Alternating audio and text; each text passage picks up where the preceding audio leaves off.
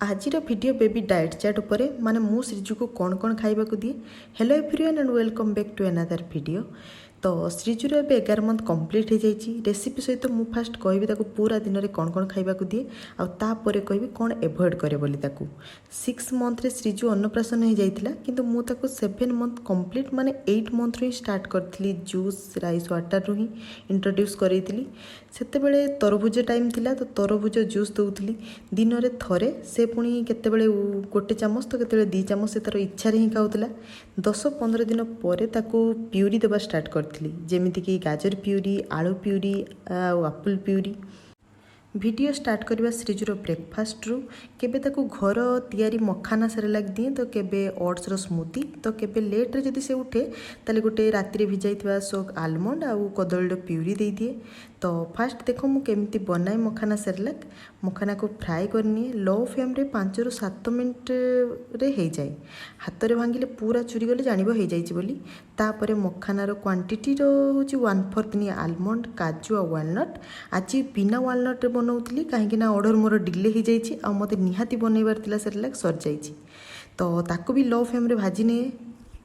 Next मु add करे सुजी ए भी मखानार 1/4 पाखापाखि सुजी को भी लो फ्लेम रे भल से भाजीनी आउ सबको ठंडा होला पर ग्राइंडिंग करनी। जिते भी ग्राइंडिंग कले चलेगा पड़े कहीं छोट छोट खंड रही जाए।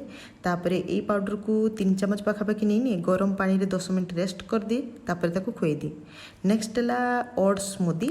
मु ओट्स को भाजी के ऑलरेडी रखी थाए तो 2 चामच नहीं जो भजा ओट्स आउ गोटे पाचिला कदली आउ गोटे एप्पल सब ग्राइंडिंग पर श्रीजू के एटा भी खुई दिए।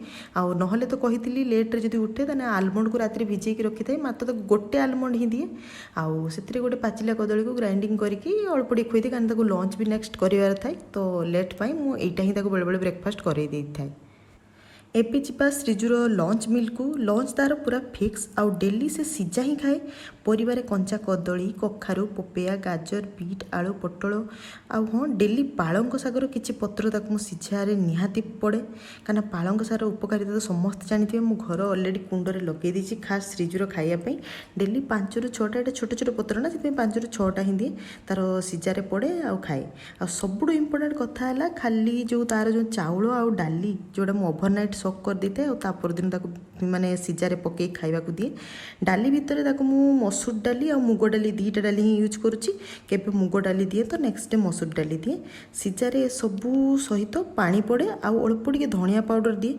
मु श्रीजुर खाइबारे लुण हलदी किछि भी यूज करेनी। संध्या 7 ରୁ 8 भितर मुझे तार डिनर कर दिए। डिनर भी तार फिक्स छतुआ यहाँ होममेड पाखापाखि 16-17 प्रकार जिनिस पड़ी ए गहम चूड़ा मुग बुट सहित सब प्रकार मंजी ड्राई फ्रुट्स। किंतु मु कौन करे ना छतुआर फ्लेवर डेली चेंज कर दिए फ्रुट्स फ्लेवर सहित जेमितिका कि आज देती डालिंब केबे ऑरेंज केबे अंगूर किछि भी देती मंजी माने ग्राइंडिंग हो डालिंब मो हाथ रे ही रस बाहर करके दिए। एबे कथा बा कौ जिनिस एभॉइड करे बोली। फास्ट तो लिस्ट रे लुण चीनी बेकरी आइटम माने बिस्कुट केक ब्रेड किछि भी जो सड़ा यूज होइछि। धनिया पाउडर व्यतीत आउ किछि भी मसला दिएनी। सब प्रकार परिबा फ्रुट्स माने कहिबा पई गले ताक सब घर तैयारी जिनिस ही दउछि। तो आज वीडियो रे एतिकी ही आशा करछि वीडियो आपनकर किछि काम रे आसीबो। तो रहुछि पुणी देखा हबो नेक्स्ट वीडियो रे। राधे राधे।